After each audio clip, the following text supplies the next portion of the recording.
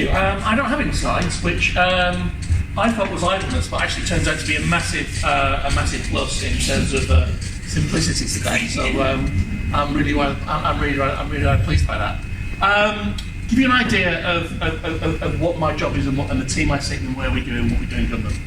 I'm also the senior policy advisor, and I work in the Office of Civil Society, which is part of the Department of Culture, Media and Sport, and we are responsible, we're responsible for youth work, youth workers, and local youth services as a policy lead across government. Now, there's lots of parts of government that interact with young people. Obviously, the Home Office and the Ministry of Justice around issues around crime and criminal justice. Department of Health and Social Care around issues around their bit. Department for Education, obviously, other parts of government. We're the only part of government that deals with young people, not because they're potential patients or potential criminals or potential anything else, but because they're young people. So we're the only bit that really deals with young people because they're young people, and we deal with the kinds of issues primarily around youth work and youth services. Now, where we are is quite an interesting moment, because we're kind of coming to the end of a cycle of policies and spending around youth, and thinking about what we're doing next. So in terms of what we've already got, I'm sure most of you are aware of things like the National Citizen Service, the Youth Investment Fund, which doesn't occur in Manchester, but I remember sitting in a room in Liverpool with Kevin about 4 years ago, deciding where to put about £5 billion worth of youth work funding in the Merseyside area. That delivers in various areas across the country. Some of you heard of Step Up to Serve, I Will. That delivers about 600,000 youth opportunities across the country and puts around £2 million into Young Manchester over 2 years, and matches their playing youth work budget there for Manchester City Council. We do we fund a lot of the youth work, the Youth Voice and Young Inspectors programs at the moment. In fact, I was talking to Stuart earlier from Youth Voice North West about his relationship with us in terms of some of that work, and the best compliment he paid me today was that it was about Alice, who works for me in our team, and he said she was approachable. If you call a civil servant approachable, that's actually quite a compliment. Just to give you, Alice is the person who, to echo what you've heard before, when politicians come and say, "Can you find me some young people to talk to?" Alice is the person that says, "Do you want to talk to them in daytime because they're at school? Do you want to talk? Do you want to think about the kind of young people you want? Do you want to think about how you get them there? Do you want to think about how you support them with a youth worker? And do you want to pay for them to come and speak to you? Because otherwise, I'm not doing it." And it's really, and Alice herself is a youth worker in Brent, and to have those people in government thinking about that and transmitting those messages into government, I think is part of what the best thing about being a civil servant is, when we do it properly, which is kind of speaking truth to power and helping others do exactly the same. So in terms of we've got some work going on around that. We've got, and of course, we're all clear that over the past 4 to 5 years, in fact, over the past period longer than that, all of the work that we've been doing around policy, around local services, has been taking part against the background of the withdrawal of an awful lot of local government services directed at young people over the past few years, and that's obviously shaped the delivery in many areas. It's also shaped a response. Again, I mean, just quoting in Manchester. In terms of a way of trying to do things differently and maximise the resources we do have, and making the most of that. And indeed, Young Manchester came out of a spark of an idea that we funded Manchester City Council some CCOM money to think about 3 or 4 years ago about how to do things differently in the city. So that's kind of where we are, I think, at the moment. In terms of where we're moving to, I think there's a few things that we can start to think about. Certainly, National Citizen Service will go on, albeit in a reformed way.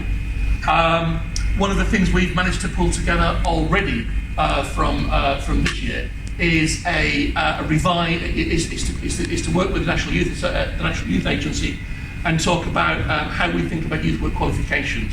Because if I want to boil what I want to do, or want to help people deliver going forward from government, youth work, when you boil it down to its essence, is a trusted relationship between a young person and an adult. I want to buy that. I want to buy it in sufficient quantities, and I want to buy the buildings and the physical spaces and safe spaces in which that conversation, that trust can take part. If that's the essence of what what we're about in terms of trying to maximise the procurement goal. Now, in terms of the way some of that works, that a number of agendas fall out of that, not least the quality of that relationship. So one of the things we're doing this year, we're working with the National Youth Agency to renew the entry-level qualifications to youth work for level 2 and level 3, to institute a level 3 apprenticeship programme for people that will allow them to take a youth work course as part of a local government apprenticeship programme. We're going to completely revise the youth work curriculum, and we're going to pull together a universally available safeguarding piece of work that's going to be available to anybody who works with young people, regardless of whether on a course or not, specifically around youth work and specifically around safeguarding. In addition to that, there's no use really revising these qualifications if you can't get people access to them. So we're also right now in a live procurement exercise for £500,000 worth of bursaries that will allow up to 400 people in the coming year access level 2 and level 3 youth work qualifications. And the minister that we've got now thinking about how we work forward is thinking much more broadly about how we increase access to quality training and qualification for potential youth workers going forward. So I think the other thing to bear in mind is if anybody had the patience to listen to the Chancellor of the Exchequer a couple of weeks ago when he was on his feet in the House of Commons, he mentioned what he calls a youth investment fund, and we're not going to call it that youth investment fund because we've already got one of those. But he was talking about a youth investment fund which will deliver more youth centres, refurb existing youth centres and deliver high quality youth services, and he tasked us in the department in DCMS to come up with proposals for him to consider as part of a major investment in youth services going forward over the next 5 years. And we've been quite busy doing that, which is one of the other reasons we don't have a presentation today.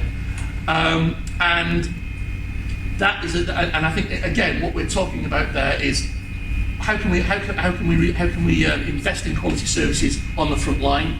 How can we invest in quality spaces on the front line? How can we invest in the organisational infrastructure that brings statutory, voluntary, private, and philanthropic sources of finance and sources of expertise together in a particular area to make that work more properly?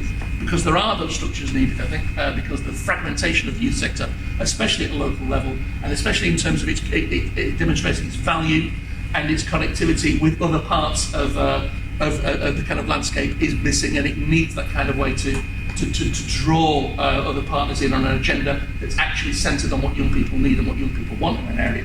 So we're thinking about that. And again, we're thinking about how can we further enhance the quality of youth work going forward. Now, if you think that that's actually a pledge that's come from a Chancellor in a budget speech, that no Chancellor has ever made that kind of speech in quite a long time, you think that we're now heading into a period where people might get to choose certain forms of the next government in terms of there may be an impending election, that I would suggest to you translates itself into a manifesto promise from one of the major parties. I can't conceive of any other major parties being underbid by that. So I think in terms of the future, I would suspect there's going to be more money available going forward than there would have been in the past. You can make that. That's not a revolutionary statement, I don't think, in terms of the way that we're looking at this. There has been a focus on young people's needs and possibly and helpfully on the dangers that young people are in terms of the way, if you want to build a constructive dialogue around the future for young people. But it's people talking about young people, and it's people talking about resources for young people. So my advice is don't look that particular gift horse in the mouth. Think what you can do with that opportunity. We've had the All-Party Parliamentary Group on Youth Affairs report. That's a cross-party parliamentary group talking about the need to invest. We've got an All-Party Parliamentary Group on knife crime, linking knife crime to the reduction of youth services. All of that builds a momentum in government about what we need to do next in order to try and find resources and think about how to best spend those resources going forward. So I think you might, if you were going to think about the national picture going forward, be cautiously optimistic. That as a civil servant is probably as exciting as it can make you. But I think that's kind of where we are. That's the thinking that's going on at the moment. That's about as contemporaneous as I can make it, given the fact that we're working towards announcements that might be coming forward in the next 6, 7, 8 weeks. I'm happy to take questions. I can't promise I'll answer them all, but by all means, have a go. Yeah.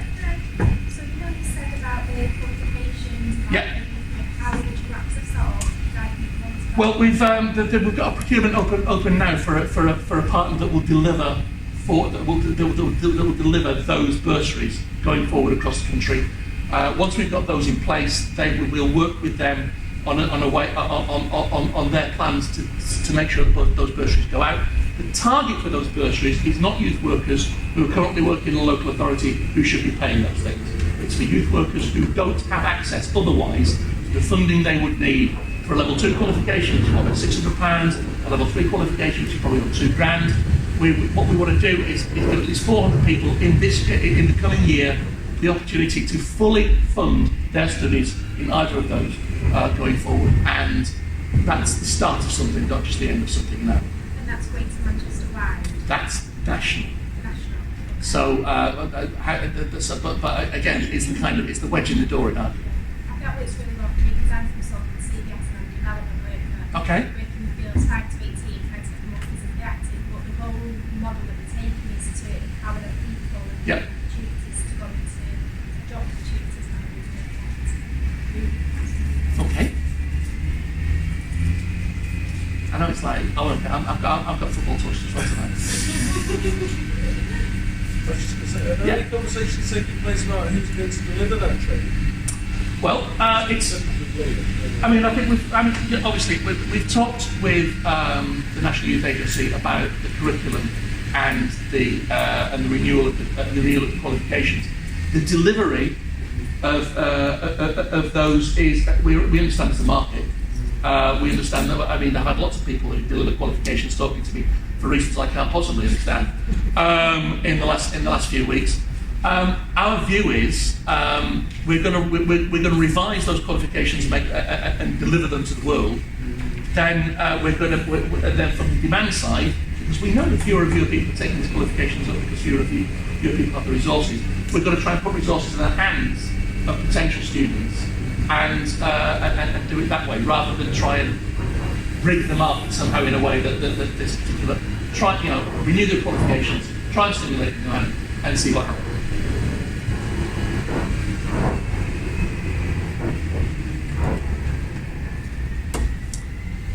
I suppose for us in Manchester, Yeah. it's which organisation is going to put forward to that fund. Yeah. We don't know. No, I don't think. I mean, because of money, we're in a procurement phase. So It only came out last week. yeah, we've got 3 weeks to try and find the national organisation that says we will do it, we will deliver nationally. It's not as if we haven't told some organisations to expect this at some point. That's what's called pre-market engagement.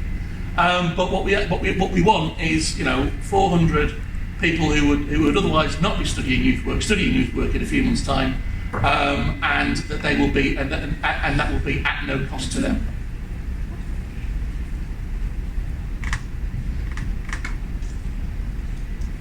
Outhouse?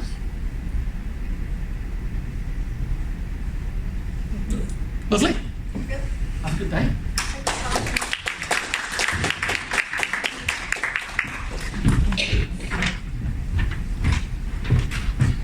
Thanks, Paul.